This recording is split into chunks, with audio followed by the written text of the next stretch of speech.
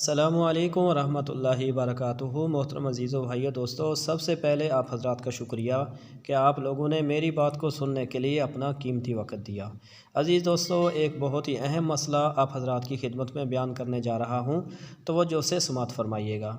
مردہ کو ہاتھ لگانے سے غسل واجب ہوتا ہے یا نہیں ہوتا؟ سوال عرض یہ ہے کہ ہمیں ایک الجھن درپیش ہے، وہ یہ کہ مردہ اجسام کو ہاتھ لگانے سے غسل واجب ہوتا ہے یا نہیں۔ ہمیں یہ جان کر بھی اطمینان میسر ہوگا کہ دیگر فقہ نے اس مسئلے کے سلسلے میں کیا لکھا ہے۔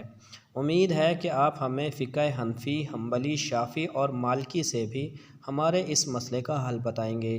عزیز دوستو بھائیو، بہت ہی اہم سوال ہے، جواب کو آپ لوگوں نے توجہ سے سننا ہے۔ جہاں تک مجھے معلوم ہے، میت کو ہاتھ لگانے سے کسی کے نزدیک غسل واجب نہیں ہوتا۔ ایک حدیث میں ہے کہ جس نے میت کو غسل دیا وہ غسل کرے، اور جو میت کو اٹھائے وہ وضو کرے۔ اس کی سند میں محدثین کو کلام ہے، اور بعض فقہائے امت نے اس حکم کو استحباب پر محمول کیا ہے۔ امام ابو سلیمان خطابی رحمۃ اللہ علیہ معالم السنن میں لکھتے ہیں کہ مجھے کوئی ایسا فقی معلوم نہیں جو میت کو غسل دینے پر غسل واجب ہونے کا اور میت کو اٹھانے پر وضو واجب ہونے کا حکم دیتا ہو۔